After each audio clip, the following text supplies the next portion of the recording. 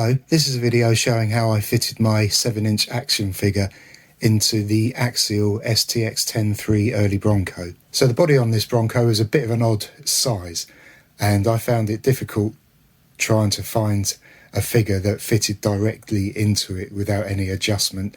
So what I did was I just took one of my 7-inch action figures from another RC and put it in the Bronco, and it seemed to look okay. So I decided to buy this NECA 7-inch Arnie action figure.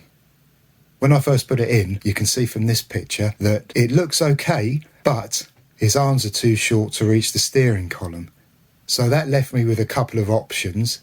The first one is to move the seat forward so his hands would actually be able to grip the steering wheel. But to do that, I had to bend his legs in a more acute position, and this actually brought his knees up. Now at the moment on this photo, the steering wheel is actually resting on his knees. So if you bend them up more, it pushes against the steering wheel and basically it won't work. There's not enough room for him to bend his legs up and fit under the steering wheel. So I decided to have a closer look at the steering column, and this is screwed into the dash from the back. But as you can see from this photo, there's actually a square plate.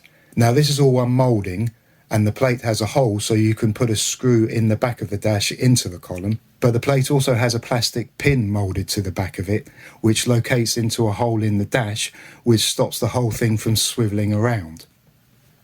Now I didn't have the confidence to cut the column off of the plate and try and put a spacer in there.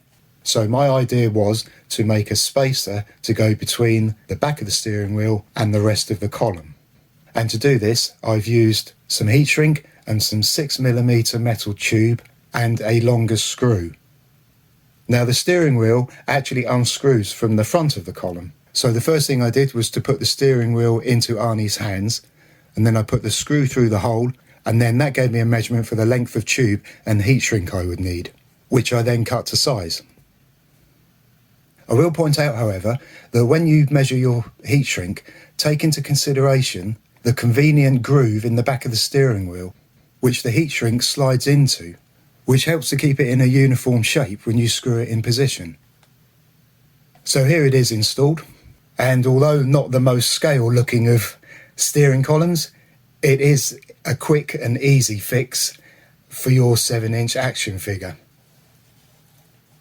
The other thing to note with the action figure is I've used a cable tie around his body and around the back of the seat rather than use hot glue, and I did this because the seats actually have decals on them, and if I used hot glue and needed to remove Arnie from the seat, there's a possibility that it would have ripped or torn or basically ruined the decal, which is something that I don't want to do. Okay, so that's it. I hope you find this video useful if you're trying to fit an action figure into your Bronco. Thank you very much for watching, and I'll leave you with a few more photos of Arnie.